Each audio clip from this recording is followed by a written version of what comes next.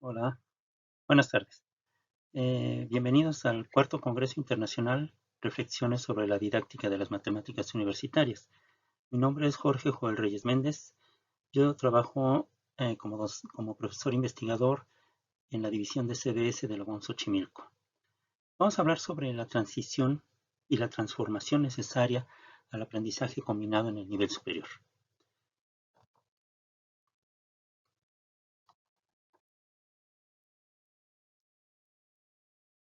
Vamos a comenzar con una aclaración. Vamos a hablar de una estrategia, de una serie de estrategias que se han venido ideando para hacer esta transición hacia un nuevo modelo que implique sí la enseñanza híbrida, pero con las variantes distintas que hemos estado platicando y planeando en diferentes medios.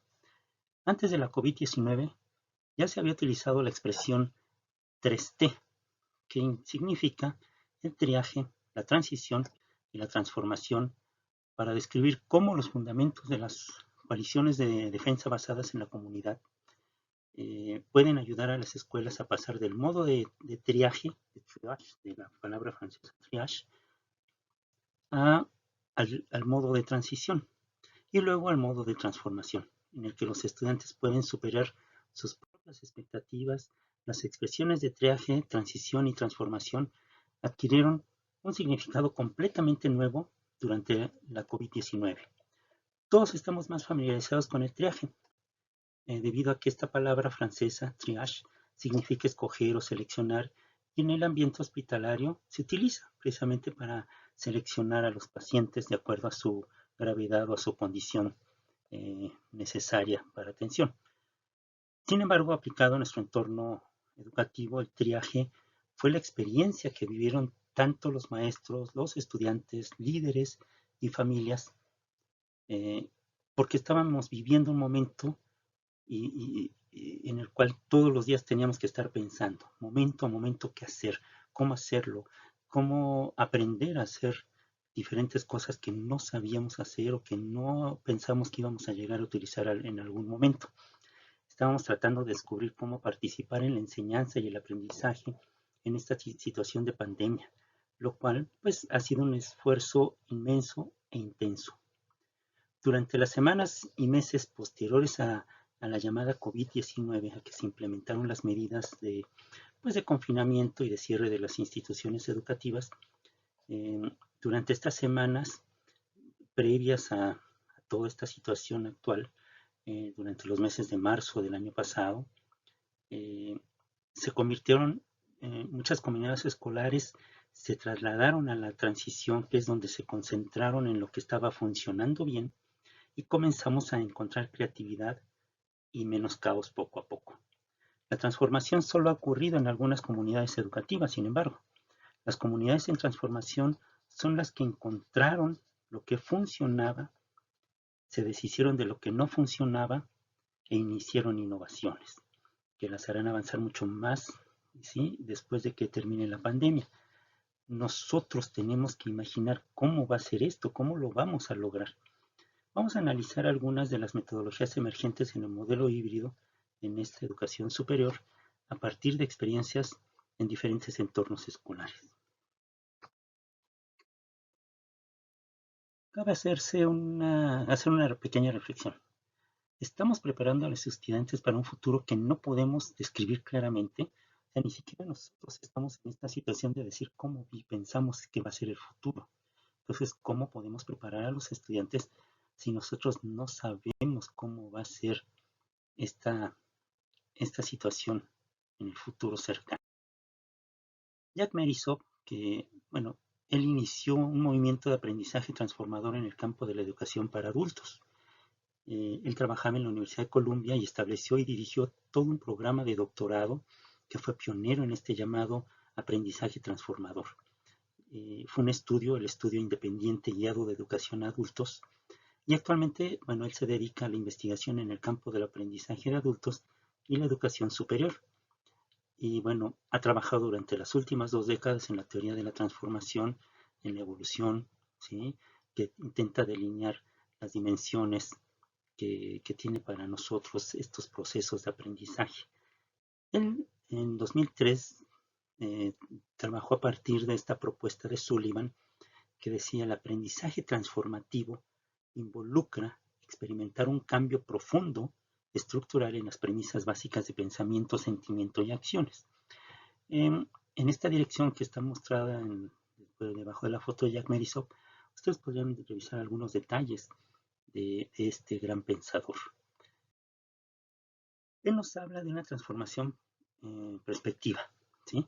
Desde el punto de vista psicológico, necesitamos cambiar el concepto que tenemos de nosotros mismos, el concepto de sí mismo, igual para los estudiantes, para los docentes. Necesitamos cambios conviccionales, quiere decir que tenemos que revisar nuestros sistemas de creencias en todos los aspectos del desarrollo de la docencia en cualquier tipo de modalidad, presencial, a distancia, híbrido, cualquiera. Y también el cambio de comportamiento, que son cambios en el estilo de vida. Tenemos que hacer una transformación total. Hemos pasado de esta situación a esta, ¿sí? En la cual nos vemos caras, algo que nunca nos imaginamos. Nosotros en la maestría en sociedades sustentables, por ejemplo, habíamos ya probado las videoconferencias, pero persona a persona. Nosotros en algunos cursos que dimos, por ejemplo, con el ISSSTE, hacíamos videoconferencias con los que estaban trabajando con nosotros en el curso, nuestros participantes, para resolver dudas. Entonces, bueno, yo los veía uno a uno, ¿no? Y después se conectaban otros más, o se transmitía la videoconferencia a un salón, y en ese salón los profesores participantes en estas clases, en estos cursos, pues participaban haciendo preguntas. Dentro de toda esta tendencia, entonces, hemos aprendido toda la vida, la mayoría de nosotros hemos aprendido de manera escuchando, ¿sí? A esta forma de escuchar y aprender, enseñar, hablando para que te escuchen, pues pertenece el llamado instruccionismo, ¿sí? Después de este instruccionismo en instituciones, por ejemplo, como la UAM, hemos aprendido haciendo, que el estudiante haga, elabore sus propios constructos, que elabore sus conceptos, que aprenda por su cuenta, ¿sí? Que vaya, investigue, realice una búsqueda de información, que realice un proyecto de investigación. Y entonces aprenda haciendo. Esto lo llamamos constructivismo. Cuando nosotros vemos el enfoque desde el punto de vista ya más hacia la cuestión cognitiva, donde nosotros, por ejemplo, ya hablamos de las teorías neurológicas, cómo ha avanzado las neurociencias para conocer cómo funciona el cerebro, pues bueno, hemos descubierto que hay muchas cosas que hace 30 años, 20 años ignorábamos y que ahora podemos trabajar, saber. Y entonces se empieza a hablar de otra tendencia donde el construccionismo con el enfoque cognitivo nos lleva al construccionismo, ¿sí? Aprender creando, ¿sí? No solamente haciendo, sino creando. Y bueno, cuando nosotros vemos la parte colectiva, la parte de grupo, pues aprendemos también el aprendizaje a través de recursos compartidos. A esto le llamamos conectivismo, la tendencia más reciente, ¿sí? Que combina toda esta parte del enfoque cognitivo, el enfoque de la comunidad, el comunitario, el social, para conjuntarlo todo junto con el constructivismo y tratar de elaborar planes, programas distintos a los que nosotros teníamos a partir del llamado instruccionismo, ¿sí? Este aprender escuchando obviamente se mantiene todavía en muchos lugares, es la forma tradicional de aprender, es la forma tradicional de enseñar, y bueno, no podemos negarlo, vamos a regresar en muchos lugares a la misma situación, ¿sí? Quizás con alguna distancia social, con, un, con una serie de reglas, ¿sí? De convivencia que van a implicar, pues sí, esta sana distancia, ¿sí? Hay quienes piensan y defienden, por ejemplo, que el siglo XXI comenzó en marzo del 2020. Si analizamos esta aseveración desde un ámbito educativo, podemos concluir que no va tan mal encaminada esta cuestión, ¿sí? Vivíamos y vivimos todavía en la sociedad de las comunicaciones, de la información, y las tecnologías, con multitud de recursos, nuestros servicios disponibles, plataformas telemáticas, plataformas de aprendizaje, aplicaciones de videoconferencias. Ahora lo estamos viendo, por ejemplo, y recursos multimedia que no se estaban utilizando de forma generalizada hasta que llegó esta situación, esta crisis de pandemia. Una terrible crisis sanitaria a nivel mundial y un confinamiento domiciliario de varios meses, pues han forzado a las instituciones y a nosotros mismos, ¿sí? A todas las instituciones educativas y sobre todo a los diferentes agentes de esta comunidad educativa que somos los profesores, que son los estudiantes, las familias, ¿sí? A adaptarnos a la era de las tecnologías. Si a ello sumamos la necesidad de asimilar desde los cursos anteriores, interminables protocolos escolares repletos de indicaciones sobre distancias de seguridad, sana distancia, grupos burbuja que le han llamado, horarios de acceso y salida de los centros, limitaciones y prohibiciones de higienización, etcétera, tenemos que asumir que la educación pospandémica debe de conllevar una multitud enorme de cambios de los que se pueden extraer muchas lecciones, obviamente, algunas de las cuales nos deben de servir para mejorar todo aquello que antes de la pandemia ya sabíamos que no se hacían correctamente, ¿sí? Entonces esas cosas hay que aprovechar para desecharlas, para cambiarlas, y las que hemos aprendido, pues vamos a conservarlas en lo posible, ¿sí? Estas ganas personales al mundo han llevado a que, bueno, a partir de que nosotros usamos la tecnología, hemos elaborado ya materiales, hemos cambiado toda nuestra forma de enseñar, pues obviamente esto lleva a que nosotros nos hemos convertido en generadores de contenido, ¿sí? Contenido generado por nosotros mismos, ¿sí? Este aprendizaje que le llaman 2.0, ¿sí? Tiene muchas vertientes. Una, bueno, hemos usado y sabemos usar ya más las redes sociales, las redes de comunicación, las redes de conexión de computadoras, ¿sí? Hemos llevado a cabo, por ejemplo, votaciones ya en línea, ¿sí? Es algo muy importante, hay que aprender a etiquetar y marcar nuestros comentarios, nuestros trabajos, para que si alguien está buscando información sobre lo que estamos haciendo en esta situación, pues pueda encontrarlo. Entonces estos hashtags famosos hay que aprender a usarlos de manera adecuada para que podamos, digamos, promover lo que nosotros estamos haciendo. ¿Qué otra cosa? Bueno, hemos aprendido colaborando, ¿sí? Y debemos de seguir aprendiendo colaborando con nuestros pares, con nuestros estudiantes, con las autoridades.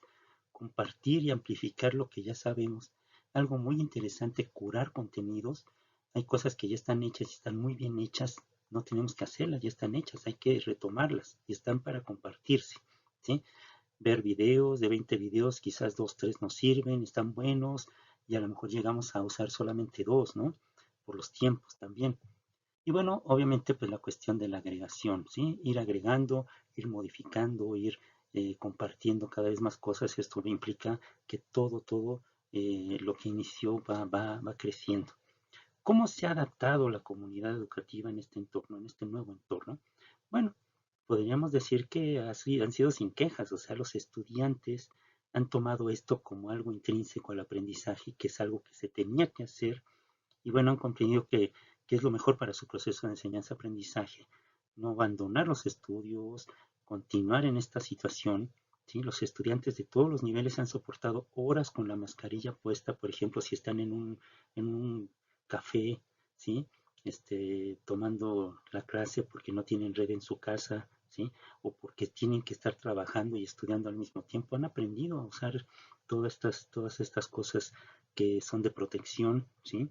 Han adaptado su convivencia cotidiana, sus juegos en el patio, ¿sí? Ahora los hacen en su casa, ¿sí?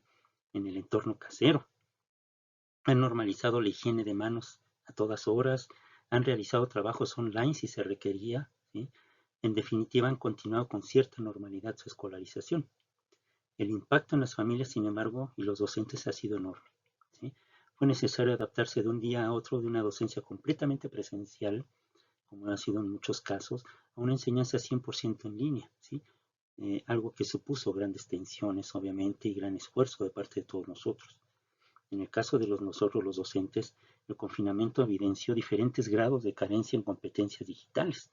Reconozcámoslo. Tener que utilizar recursos de tecnología, de tecnologías de la información, la comunicación, estas famosas TICs. Habíamos oído hablar algunos, ¿no? Otros ya las estábamos usando y se nos ha hecho fácil. Pero había gente que decía, esto no es lo mío, y no estaban dispuestos a aprenderlo, ¿no? Plataformas LMS, ¿no? Las Learning Management Systems, los sistemas de conferencias para impartir clase y cambiar la metodología tradicional por metodologías activas, de las cuales vamos a hablar un poquito más adelante. En otros aspectos han puesto de manifiesto la falta de formación en competencias digitales. ¿Qué es lo que tenemos que hacer? Seguir aprendiendo. Bueno, y bueno, en este entorno que estamos ya conociendo, ya viendo con detalle, nos decía Simon Papert, que fue el papá de la programación para los niños, ¿no? Con su lenguaje Lego, me parece el nombre, era una tortuguita, ¿no? En forma de un triángulo que teníamos que avanzar para que saliera de un laberinto, ¿no? Todos los niños aprendían arriba, dos arriba, tres a la derecha, uno a la izquierda, ¿no? Para ir guiando y aprendían de manera intuitiva los niños a programar. Él decía algo muy importante. Estoy convencido de que el mejor aprendizaje se lleva a cabo cuando el alumno se hace cargo. Quiere decir, cuando los estudiantes entienden, ¿sí? Yo doy la clase, de los 20 que están en la clase, 2, 3 no entendieron nada, otros entendieron a medias, ¿no? Pero otros 2 o 3 entendieron bien y entonces ellos pueden explicarle a sus compañeros. Lo hemos hecho todo el tiempo todos nosotros. ¿Sí? El que entiende, nos juntamos con él, oye, ayúdame, oye, quiero que me digas cómo le entendiste, tú, yo no lo entiendo, a ver, explícame, ¿no? Y en ese momento es cuando el estudiante logra conectar y entonces este aprendizaje por pares es muy, muy importante. ¿Cómo es el futuro? Bueno, en los años 80, ¿sí? A finales de los años 80, estábamos segurísimos de que el futuro era multimedia. Sí, estaban de moda todos los recursos multimedia, empezaban a surgir escuelas que se dedicaban a enseñar, a que los estudiantes aprendieran a usar estos multimedios, ¿no? Para los años 90, pues decíamos que el futuro era la web, los hipertextos, las hojas enlazadas, ¿no? Los medios en Internet, ¿no? Para el 2000, 2009, digamos, decíamos que el futuro iba a ser móvil e inteligente, ¿no? Con teléfonos a todos lados y en todos lados. Sin embargo, esta nueva situación nos deja en incertidumbre. No sabemos, no podríamos predecir cómo va a ser el futuro, realmente.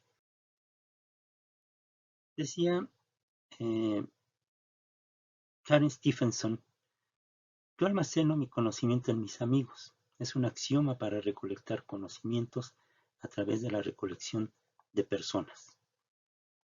Y bueno, y surge esta palabra, geotagogía, que vamos a ver un poco más en la siguiente diapositiva. Es un concepto que se acuñó hace muy poquitos años, que se refiere al autoaprendizaje, ¿no? Cómo autoaprenden los adultos, donde el estudiante es el agente principal de su propio aprendizaje, ¿sí? Y que, bueno, tiene mucho que ver con sus experiencias previas, con sus interacciones con el entorno, ¿sí?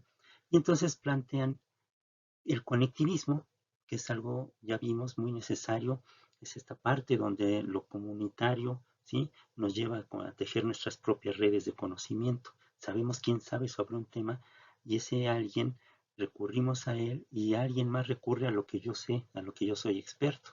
¿Sí? La pedagogía es algo importante porque entonces podemos aprender de nuestros pares profesores, de nuestros pares entre estudiantes, de los pares entre los colegas, ¿no? Entre la gente.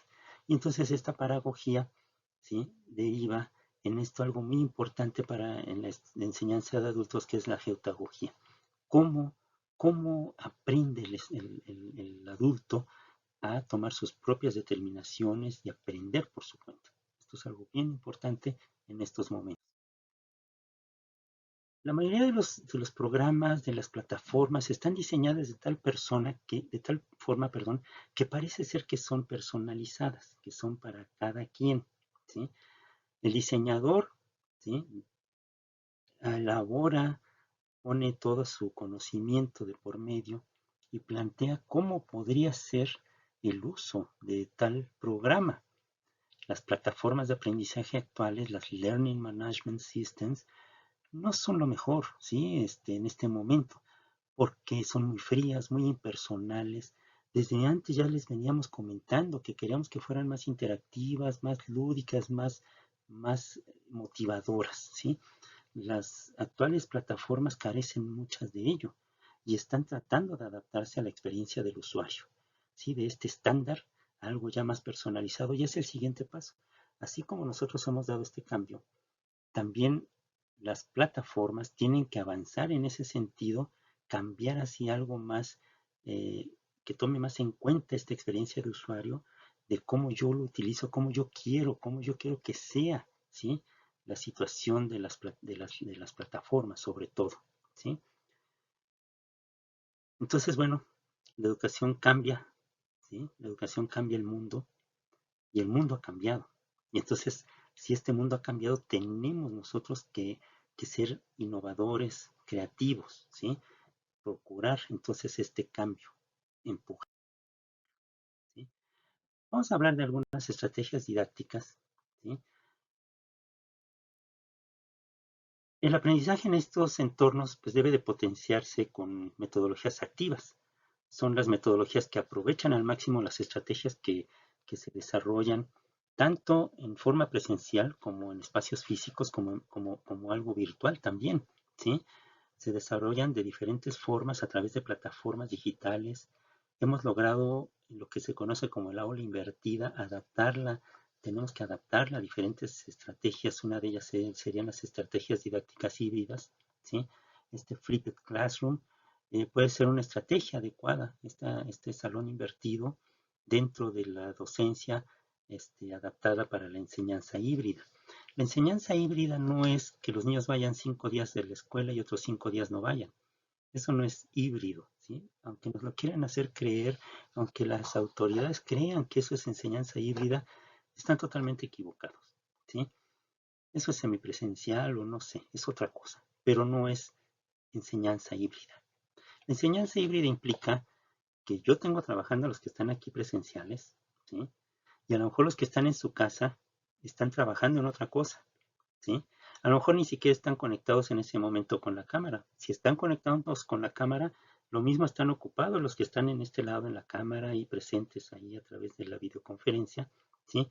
Y están trabajando también los que están acá, porque si no, entonces lo que está sucediendo ahorita, que los que están en el salón, ¿sí? Hacen tal relajo, tal escándalo, que los que están del otro lado en la cámara, ¿sí? No alcanzan a escuchar lo que les dice el profesor. Si el profesor le pone atención a los que están acá en la cámara, ¿sí? Desatiende a los que están presenciales y empieza el relajo. Si atiende a los que están presenciales, se le olvida que están los otros en el lado de la cámara, ¿sí? Eso que se está haciendo no tiene nada que ver con la didáctica híbrida, ¿sí? Eso es una tomadura de pelo. Lo que es realmente híbrido implica cambiar totalmente, ¿sí? Cambiar, mezclar diferentes metodologías para lograr el aprendizaje. Y no van a aprender lo mismo y de la misma manera los que están en el salón de clase que los que están en la cámara. Tienen que tener estrategias distintas, trabajos distintos, ¿sí? Que enfocados al mismo objetivo, pero de maneras distintas, ¿sí? A lo mejor los que están en su casa con la computadora pueden estar haciendo búsquedas, organizando información, y los que están acá en el salón a lo mejor están aprendiendo algo más práctico, ¿no? Algo manual, ¿no? Algo diferente, ¿sí? Pero entonces quizás el mismo objetivo, pero con diferentes modalidades, diferentes formas, ¿sí? De aprendizaje dentro de estas didácticas híbridas, ¿sí? El aprendizaje entonces debe potenciar estas metodologías. Nosotros debemos de incorporar a la instrucción tradicional formas de enseñanza multimedia basadas en recursos de tecnología, ¿sí? Y esto nos va a permitir desarrollar trabajos prácticos de manera sincrónica con el profesor, ¿sí? Presenciales o no, dejando los contenidos teóricos al trabajo autónomo de los estudiantes. Lo teórico lo van a aprender por su cuenta en el salón, con los enlaces, con los videos, con las grabaciones que yo haya hecho, con las que yo haya encontrado útiles para el estudiante. Y en el salón o en la sesión de videoconferencia se va a debatir, se va a discutir, ¿sí? Uno de los modelos que nosotros queremos impulsar es el del aula invertida. Es el que, digamos que es el que más nos ha permitido ya conocer las diferentes aplicaciones que podrían tener la enseñanza híbrida. Estos avances tecnológicos han transformado obviamente al mundo y siguen haciéndolo día con día. La nueva generación de estudiantes ha crecido en un mundo virtual prácticamente en la palma de su mano. Y bueno, están acostumbrados a recibir estímulos constantes. Son capaces de absorber una gran cantidad de información y de datos diversos al mismo tiempo, pero les falta saber cómo organizarlo. A esta coyuntura generacional se le suma la emergencia enfrentada por esta pandemia, cuyo impacto ha impulsado de manera forzada una ampliación en el uso de tecnologías digitales en diversas áreas de la vida cotidiana. Entonces, obviamente, yo no puedo estar planteando que lo que yo hago en el salón de clases ahora lo hago igualito, pero frente a un monitor o frente a una cámara. Esto no va a operar. Tiene que ser diferente, transformarlo. De este modo, una cosa es cierta.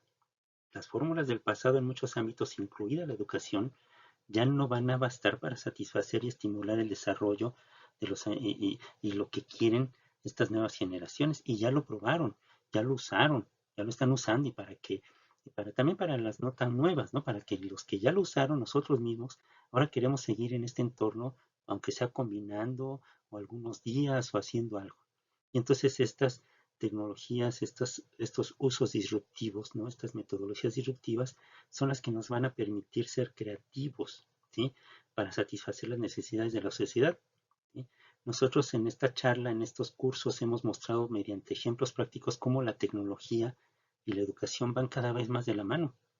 Es una invitación, un punto de partida para reflexionar sobre esta profunda transformación tan necesaria que se venía dando ya desde antes, pero que ahora, después de esta pandemia, pues obviamente se han acelerado. La educación cambia, ya les decía, el mundo cambia, ¿sí? Entonces es necesario que nosotros aprendamos a llevar de una manera diferente, manejar de una manera diferente nuestras clases, ¿sí? Y entonces, bueno, ellos ya venían cuestionando estas clases tan largas, tan tediosas, y obviamente si eso lo trasladamos a este entorno de enseñanza remota, pues obviamente hicimos todo un año de clases totalmente aburridas, ¿no? Entonces, bueno, en estas el ritmo de vida entonces cada vez tiene más obstáculos y bueno, ellos ya lo que desean es una forma diferente de aprendizaje. Una de las estrategias que algunas instituciones ya venían adoptando desde principios de este siglo es el salón, bueno, la enseñanza híbrida, pero obviamente aprovechando estas tecnologías, pues ahora lo que es el aprendizaje con el aula invertida, ¿sí? Y entonces, bueno, uno de estos modelos, esta enseñanza híbrida, implica, bueno, en primera, sabemos que cada persona en un mundo, ¿sí? Aprende de manera diferente, ¿sí? Este modelo de enseñanza va a aprovechar lo mejor que ofrece cada una de las tecnologías y modalidades tradicionales, pero las tecnologías lo deben de hacer más flexible para cuando ahora que ya lo manejemos a distancia. Y esto va a permitir entonces que el estudiante, si se tiene que trasladar desde muy lejos, pues va a preferir las clases que sean en este entorno, no tener que ir todos los días. Seamos sinceros, hay clases que no necesitamos estar en el salón de clases, ¿sí? Hay cursos que se pueden dar totalmente en esta modalidad, ¿sí? Y podríamos generar más espacios para las clases que realmente tengan que ser presenciales, ¿sí? Y a lo mejor va a haber cursos que bien podrían ser 3 días, dar clase en línea, 2 días presenciales para cuestiones de prácticas, ¿no?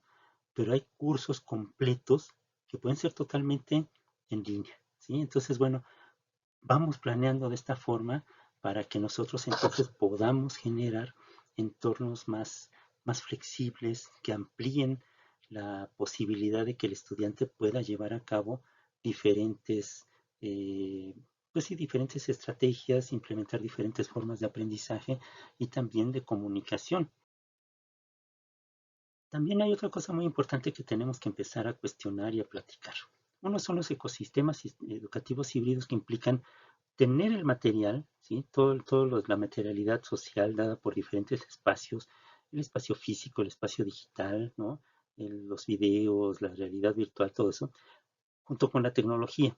Pero además en la educación híbrida puede hacer que las instituciones educativas se vuelvan más accesibles y democráticas, recibiendo estudiantes que viven lejos y que tienen una disponibilidad horaria pues, pues menor, debido a que a lo mejor ellos ya están trabajando o son responsables de hacer algo en sus casas, o un negocio familiar que tienen que estar a lo mejor pues haciéndose cargo ellos, tienen que hacerse cargo de alguna labor de un negocio familiar. Esta, Nosotros lo que sugerimos es que entonces de todo lo que hemos aprendido, pues nos quedemos con lo bueno, ¿sí? Y entonces, bueno, ya se hablaba de que ya les había comentado, que hay mucha gente que opina que en el ámbito educativo el siglo XXI comenzó en marzo de 2020, ¿sí? Y que bueno, toda esta situación de que hemos tenido que aprender a convivir con todos los protocolos de seguridad y de higiene, pues nos han llevado a situaciones extremas de multitareas. Y entonces, de todo esto que hemos aprendido hay que sacar lo bueno, ¿sí? Y hay que rescatar. Lo que no servía ya de antes y ahora no sirvió, pues hay que sacarlo, eliminarlo, ¿sí? ¿Cómo se ha adaptado la comunidad? Pues ya platicábamos de esto, que lo han tomado como algo muy natural, lo han asumido y por lo tanto nosotros también hemos demostrado esta capacidad de adaptación y hemos logrado con creces demostrar que la institución nos la hemos echado a cuestas, ¿sí? Tanto docentes como familias hemos sufrido un shock importante, ¿sí? Sin embargo, ya hemos dicho, toda esta em, pandemia pues demostró que necesitamos tener formación, necesitamos cursos que nos permitan seguir esta tendencia que ya logramos adoptar de tomar cursos, ¿sí? Sigamos con estos cursos, sigamos compartiendo, sigamos manteniendo lo bueno, hay que quedarnos con lo bueno, ¿sí? La tecnología es importante, pero los métodos docentes, la pedagogía es lo fundamental, ¿sí?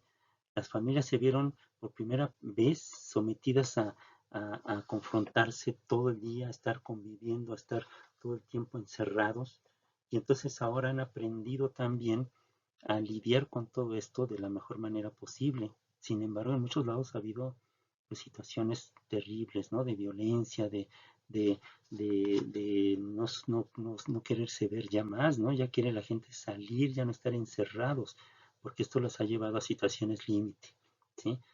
No estábamos acostumbrados a pasar tanto tiempo en la casa y obviamente ahora queremos ya regresar a nuestra normalidad, ¿sí? A la normalidad que teníamos de estar solamente unas cuantas horas viéndonos a la hora de la cena, de la comida, a dormirnos y al día siguiente vámonos al trabajo o a la escuela, ¿no?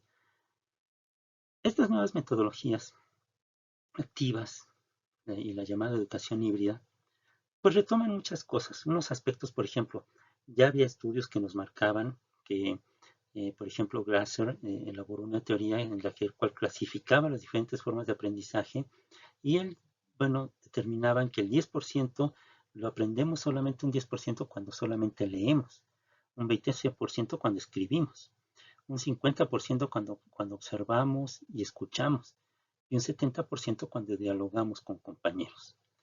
Un 80% cuando ponemos en práctica lo que hemos aprendido y hasta un 90-95% cuando enseñamos a otros, ¿sí?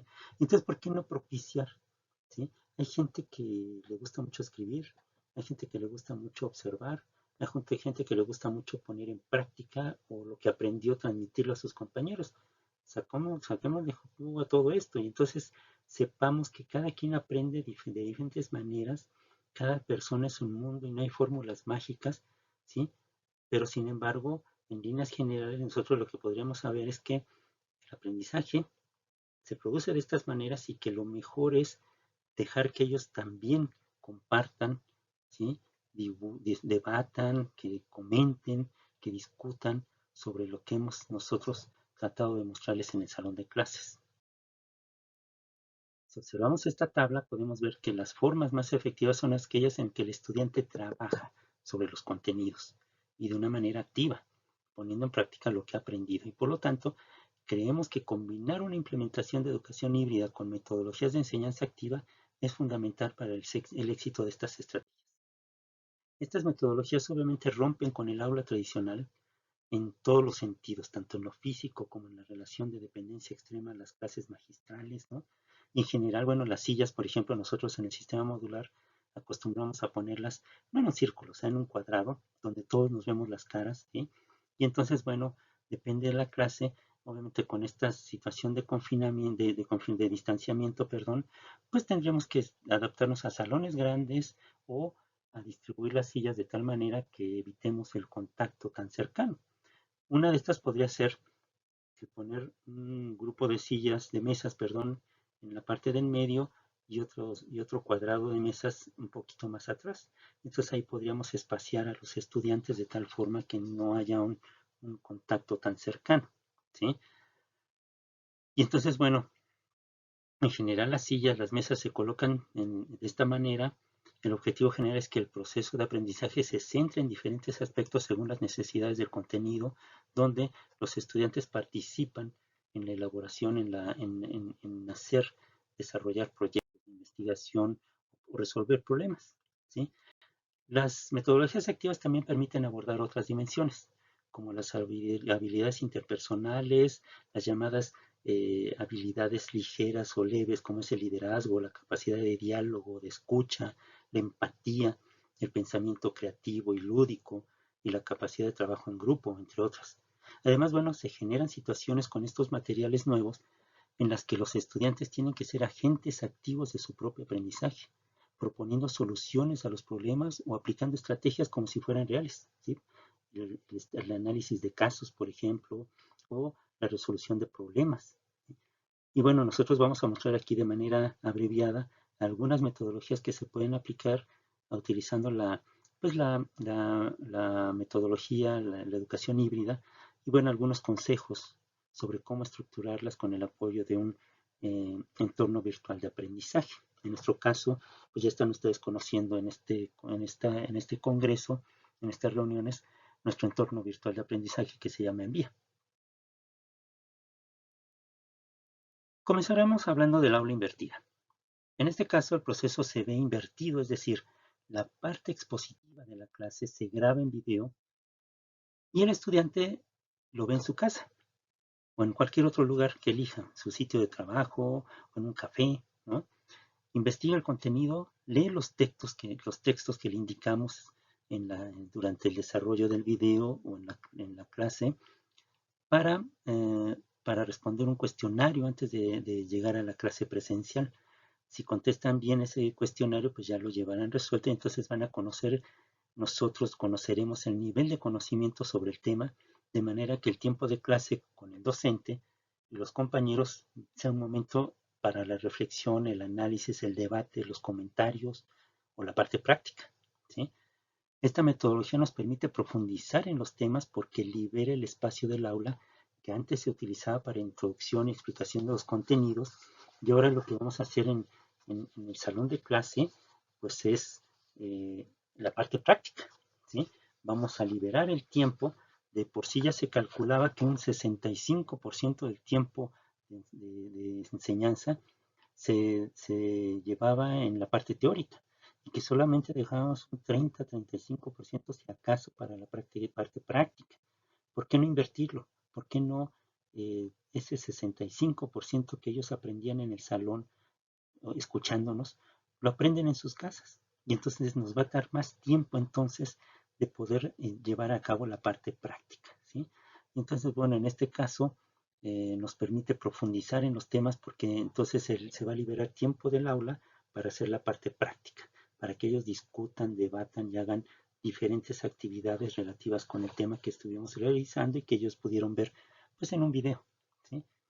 Y entonces, bueno, Este video lo que va a hacer es, sugerimos videos breves, videos cortos, en los cuales el profesor exponga una definición, una serie de conceptos. Pueden ser desde 5 minutos, pero bueno, puede ser, nosotros sabemos que 20 minutos de clase ya es suficiente porque muchas veces el estudiante empieza a perder la concentración, la atención después de este tiempo. Entonces hagamos videos breves de cuando mucho 15 a 20 minutos donde expliquemos la clase. Y entonces este video con diferentes recursos, diferentes plataformas, diferentes aplicaciones que hay para hacer videos con nuestro celular o con nuestra iPad o nuestra tableta o nuestra computadora personal, podemos aplicarla, por ejemplo, PowerPoint ya hace videos, ya graba. ¿Sí? Esta grabación está haciendo con PowerPoint, ¿sí? Estamos exponiendo una presentación y la estamos grabando. Y entonces esto permite después subir ese video y tener la posibilidad de editar el video si es que metimos mucho ruido, a lo mejor esperamos mucho rato y no nos dimos cuenta que estaba prendida ya grabando. Y entonces podemos cortar pedazos con diferentes aplicaciones que ya tiene incluso Windows integrado, ¿sí? Y entonces, bueno, si tenemos una Mac o una máquina, una computadora de diseño, pues obviamente esto va a ser mucho más fácil, ¿sí? Podríamos dividir la clase, este video, en bloques, ¿no? Donde demos una pausa, por ejemplo, para entre bloque y bloque, para organizar las ideas, para hacer ver si se asimiló ya el contenido, volver a preguntar, a cuestionar si ya se entendió y seguir adelante. Y si no, pues el estudiante puede regresar en el video a la parte que no entendió y volver a verlo, ¿sí? Si sigue sin entenderlo, vuelve a regresar un poquito más y vuelve a regresar, ya entendí y sigue adelante, ¿no? Y entonces hay muchas aplicaciones que permiten hacer este tipo de cosas y no cuestan nada, ¿sí? Hay que planificar entonces todo lo relacionado con el video. Hay que tener un buen objetivo, un buen desarrollo, buenos materiales. Podríamos, por ejemplo, poner una pantalla verde y una animación en el fondo. Podríamos, por ejemplo, tener no sé, a lo mejor una imagen que pueda ilustrar o una presentación como esta para poder ilustrar el tema y desarrollarlo en el video y después llevar la parte práctica al aula. Y entonces esto es un video que ellos ven que es elaborado para la clase, es para ellos. O puede ser también que curemos de Khan Academy o de cualquier otro lugar algún video bueno y ese es el que utilicemos. O sea, no tenemos que hacerlo necesariamente nosotros. Si ya hay uno bien hecho, usémoslo, ¿sí? Es importante tener en cuenta que este video debe estar al servicio de la metodología y por lo tanto no debe estar lleno de contenido que no tenga relación con la lección que se va a desarrollar. Si yo me pongo, por ejemplo, a hablar de mis experiencias y cuando yo era joven y todo, pues obviamente esto va a dispersar la idea y no nos va a permitir centrarnos, ¿sí? Tenemos que ir al grano, desarrollar bien la lección. En este tipo de metodología es fundamental que el docente explique a los estudiantes qué se pretende hacer con este video, cómo lo haremos y qué objetivos queremos lograr. Y de esta forma el estudiante se va a sentir respetado e incluido en el proceso, lo cual es fundamental para que se tome con seriedad todas las etapas del proceso. Este tipo de metodologías en estudios recientes han demostrado que aumenta el compromiso del estudiante, porque ve que los contenidos son hechos exclusivamente para el salón, que están planeados para que ellos aprendan mejor y aumenta su compromiso, ¿sí? Y bueno, estas tablitas nos muestran un montón de cosas, estas infografías. Por ejemplo, aquí nos decían que, bueno, con estas metodologías, pues podemos dejarle más espacio a la parte práctica y menos a la parte teórica porque esa la ven en su casa cuando era antes al revés. Entonces, esta metodología invertida nos va a permitir, pues, tener un momento más, un poco más de tiempo para discutir, debatir, comentar, ¿sí? Con los estudiantes. Como estas infografías hay muchas, muchas en la red, ¿no? El éxito de este modelo híbrido, entre otros factores, va a depender de la continua formación y capacitación de los docentes para trabajar con este nuevo modelo. Por lo tanto, es necesario que la institución invierta, ¿sí? Que nosotros incluso invirtamos nuestros recursos, ¿no? Unos cuantos pesos, ¿no? Pues para entrar los cursos, va a haber tanta, tanta demanda, pero también tanta oferta que nos podemos encontrar cursos muy baratos y muy buenos, ¿sí? Yo me he topado con cursos de 200, 300 pesos que te enseñan un montón de cosas, ¿no? O cursos completos de toda una semana con videoconferencias, materiales y aplicaciones, 500 pesos alrededor. Entonces, no es tan caro, o sea, invirtamos en esto porque nos va a hacer falta para avanzar, para implementar algo novedoso, ¿sí? Y siempre poner de frente, en primer lugar, la pedagogía, ¿sí? Se debe tomar en cuenta que cualquiera que sea la modalidad, nosotros podríamos hacer materiales tipo todoterreno, que nos funcione lo mismo en lo presencial que en lo semipresencial, en lo híbrido, a distancia, virtual, lo que sea, sincrónico, asincrónico, ¿sí? Nosotros deberíamos entonces de propiciar este tipo de materiales que nos permitan trabajar lo mismo en cualquier modalidad, ¿sí? Que no importe, ¿sí? Otras metodologías, bueno, un ejemplo práctico de una clase en modelo invertido es, por ejemplo, una clase de comunicación social. El docente puede hacer un video sobre las tribus urbanas, explicando los conceptos necesarios y pedir a los estudiantes que investiguen para la clase presencial. Dos tribus que no hayan sido mencionadas en el video y que se las presenten al grupo, aplicando los conceptos explicados y respondiendo a las preguntas de sus compañeros, ¿sí? Este podría ser un ejemplo. Ellos realizan todo el trabajo y llegan y lo exponen, ¿sí? No estuvimos nosotros hablando tanto en teoría, sino que ellos vieron un video que nosotros quizás hayamos realizado sobre el tema y ellos por su cuenta van a desarrollar, van a hacer algo, ¿sí? Entonces esto es algo muy, muy importante, ¿sí? Vamos a ver otros modelos, por ejemplo, la educación basada en proyectos, ¿sí? La educación basada en problemas, los estudios de caso. La educación basada en proyectos, en esta metodología, bueno, se centra en las experiencias prácticas de los estudiantes y en este caso la construcción del conocimiento se lleva a cabo a través de un proyecto extenso, por ejemplo, en el que los estudiantes tienen que desarrollar hipótesis, resolver problemas, investigar, buscar contenidos y presentar conclusiones. La Universidad Autónoma Metropolitana Unidad Xochimilco, el sistema modular es esto, una educación basada en proyectos. Nada más que ahora pues podemos hacer uso de las tecnologías, ¿sí? No es algo que se pueda resolver fácilmente buscando solamente en internet. Tienen que leer, tienen que integrar e interpretar la información, entresacar cosas importantes, elaborar fichas de trabajo, plantear problemas. El proyecto funciona como un disparador para que los estudiantes de forma individual o en equipos elaboren y profundicen los contenidos e incluso pueden ser proyectos realizados en conjunto con otros docentes para articular conocimientos entre materias.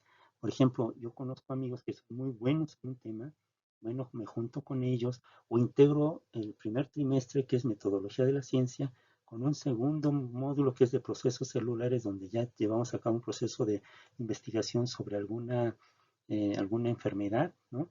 Y en el tercer módulo donde vemos cuestiones de energía, de consumo, de alimentos, podríamos integrar la parte de las deficiencias alimenticias que se dan por esta enfermedad o por estas enfermedades, ¿sí? En qué situación se coloca la gente. Un ejemplo podría ser que los estudiantes vayan y realicen una investigación de qué es lo que nos venden los supermercados. ¿Por qué se distribuyen de tal forma los alimentos en el supermercado? Podría ser una buena idea decir, bueno, descubrir que lo que nos ponen de frente es lo que quieren que compremos, ¿sí? Y que lo que hay arriba y abajo, ¿por qué los ponen ahí? ¿Sí? ¿Qué importancia tiene ver todo el anaquel y no solamente la parte visible? ¿Sí? Si descubrimos, por ejemplo, que esto se basa en cuestiones de marketing, ¿sí?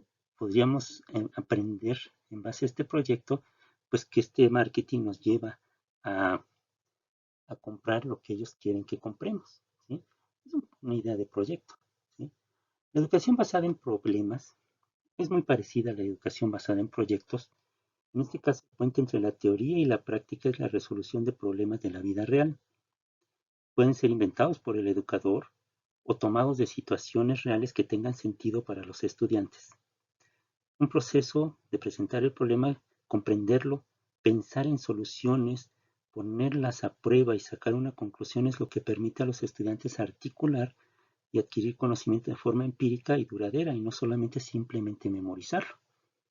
Un ejemplo práctico podría ser, por ejemplo, los estudios de gastronomía, que podrían revisar el menú de 4 restaurantes tradicionales y con base en lo que han estudiado previamente de forma teórica en el entorno virtual de aprendizaje, planificar un menú completo, entrada, plato, principal y postre, por ejemplo, para celíacos, ¿sí? Teniendo en cuenta la propuesta y la estética de cada restaurante, ¿sí? Entonces, bueno, podríamos echar mano de nuestros entornos virtuales de aprendizaje para depositar información que van recolectando los estudiantes, van subiendo artículos, van subiendo fichas de contenido y van mostrando diferentes cosas que ellos van estudiando, repasando a lo largo del proceso de resolución del problema. Algo muy interesante, a mí me ha funcionado de maravilla, los estudios de caso. El docente expone un caso real o factible dentro de una organización, considerando las habilidades y competencias que planea que desarrollen los estudiantes y las teorías y conceptos que se pueden explorar a través de este caso. Esta metodología es muy similar, ¿sí?, a la que nosotros llevamos a cabo en la educación basada en problemas o la educación basada en diagnósticos, pero los casos de estudio ya tienen una solución real o propuesta y el docente orienta las discusiones en las que participan los estudiantes y pueden estimular debates sobre los resultados del caso real, preguntándoles si están de acuerdo con ellos o evaluando otras posibilidades. Yo utilizo una serie de casos, uno de ellos es, por ejemplo, uno de insuficiencia respiratoria ocasionada por una automedicación de una paciente que le funcionó el medicamento a su tía y entonces ella pensó que le iba a funcionar a ella y era alérgica al medicamento y le provocó problemas de falta de respiración y entonces la iban a internar como paciente COVID, pero resulta que no, lo que tenía era una insuficiencia respiratoria y entonces, bueno, aprenden la importancia que tiene el concepto de pH, de amortiguadores, de una alcalosis o una acidosis respiratoria o metabólica, ¿sí? Y después cómo los medicamentos pueden causar este tipo de reacciones tan severas, ¿sí? Este podría ser un caso, como ese hay muchos, ¿no? La educación basada en equipos, especialmente útiles en aulas con muchos estudiantes, que bueno, probablemente esta vez no la podamos aprovechar, y esta metodología busca los beneficios del trabajo en equipo. Y en este caso, además de buscar conocimientos teóricos y prácticos, se espera que los estudiantes adquieran otras habilidades como liderar, escuchar a los compañeros, dialogar, presentar propuestas, generar empatías con los demás y tener en cuenta otras opiniones, entre otros. Podríamos utilizar, por ejemplo, este, aplicaciones que utilizan como si tuviéramos post-its en la pantalla y generar lluvias de ideas, ¿sí? O sea, no está casado con el modelo solamente presencial, podríamos implementar cosas de manera virtual también, ¿sí? Finalmente, bueno, las últimas dos, la rotación por estaciones, se divide el aula, ¿sí? Esto aprovechando que a lo mejor vamos a tener poco espacio en los salones disponible porque por la distancia social. Se divide el aula en estaciones por las que deben pasar todos los estudiantes o grupos durante un tiempo determinado, normalmente 10 a 15 minutos, no importa el orden. Y para cada estación deben tener un principio, un medio y un final. Todas ellas están vinculadas a un tema central, o al menos una de ellas utiliza un entorno virtual de aprendizaje. La idea es que a medida que los estudiantes avancen por las estaciones, acumulen y profundicen sus conocimientos sobre un tema determinado. Entonces, bueno, por ejemplo, una cuestión de campaña de vacunación, ¿sí? En una estación se va a, los estudiantes van a ver videos, van a ver entrevistas de personas y van a detectar principalmente el problema de por qué la gente no se quiere vacunar. En otra estación pueden leer titulares de periódicos, cómo va la situación de la vacunación en diferentes estados y proponer campañas de vacunación. Y en la tercera estación, la gente está trabajando ya con la computadora en el entorno virtual de aprendizaje para responder todas las preguntas que haya planteado el profesor, ¿sí? Y finalmente los laboratorios rotativos, en esta variante es una de las más conocidas y aplicadas y es similar a la rotación de estaciones, en la cual aquí el problema es que no tiene espacios divididos como escenarios de aprendizaje, sino uno presencial y uno virtual. Los contenidos son transmitidos por el docente en el aula y también en el entorno virtual a través de videos, películas o foros de debate. Y de esta manera es posible variar la dinámica y los estudiantes pueden explorar el contenido de diferentes maneras. ¿Sí? Entonces, bueno, son propuestas. Espero que podamos avanzar, que esta les genere inquietudes, les genere dudas. ¿Sí? El futuro inmediato será necesario invertir en formación docente. En un periodo corto de tiempo, la búsqueda y el uso de recursos tecnológicos y digitales se han convertido en imprescindibles para los centros de educación superior. Ha sido necesario mantener la atención de los alumnos y adaptar los enfoques metodológicos. La mayoría de las universidades pasarán de clases presenciales a la modalidad virtual o en algunas ocasiones a modalidades de enseñanza que hasta ahora eran minoritarias, como la enseñanza híbrida, utilizando, pues, seguir utilizando Zoom, Meet, ¿sí? Y en el contexto latinoamericano incluso pues, se ha utilizado WhatsApp y llamadas telefónicas, ¿no? Pero no es lo mejor. Esto nos hace ver cómo el acceso a las tecnologías ha ejercido de barrera a la hora de tener más o menos éxito en la adaptación de la docencia. Sin embargo, no se trata exclusivamente de tener la tecnología, sino de saber utilizarla. Y en este sentido son muchos los docentes universitarios que no contaban con el nivel de competencias necesarios y han debido formarse en este ámbito de manera autodidáctica, tomando cursos que han sido impulsados por las propias instituciones. Esta formación va mucho más allá del manejo instrumental de la tecnología, requiere pensar en los métodos y las estrategias de enseñanza más adecuadas para estos nuevos espacios híbridos. ¿Sí? Necesitamos crear nuestros propios contenidos, crear nuestras propias experiencias de aprendizaje, nuestros propios materiales, ¿sí? Necesitamos transformar el mundo de la educación. Debe ser un proceso rápido, acelerado, pero bien pensado, ¿sí? Debemos aprovechar las experiencias al máximo, ¿sí? Tomar las lecciones positivas. En primera, lo más importante es que hemos aprendido, hemos visto la necesidad de formarnos y hemos tomado muchos cursos, ¿sí? Y entonces, bueno, nosotros necesitamos vencer también la brecha que hay de acceso a la tecnología, de acceso a las redes, de ver de qué manera podemos vencer esta brecha que es muy importante y que limita mucho nuestras posibilidades también. Debemos de optimizar los tiempos y los recursos, ver qué clases realmente necesitan un salón de clase y qué clases pueden ser dadas en este entorno todavía. O sea, no es necesario, digamos, que el estudiante venga 4 horas, 2 horas de viaje de ida y de regreso por una clase de 2 horas, por ejemplo, o de hora y media. O que lleguen y como llega tarde, el profesor ya no los deja entrar. Bueno, saber qué clases sí pueden ser dadas en este entorno, seguir dando clases en este entorno de videoconferencia, y cuáles clases sí necesitan ser, pues sí, llevadas al entorno presencial, no hay de otra, ¿sí? Los laboratorios, por ejemplo. Y entonces, bueno, se debe quedar la higienización, debemos de quedar con esta cultura de higiene, no debemos de olvidarla, pero algo muy importante, la información, la educación pospandémica, sin duda, deberá ser más personalizada, más tecnologizada y adaptada al siglo XXI. Tenemos que cambiar, tenemos que transformar, ¿sí? Agradezco mucho su atención, agradezco mucho la invitación a todos los organizadores de este evento. Vamos a ver cómo, pues todo esto ha implicado un cambio muy notable, ¿sí?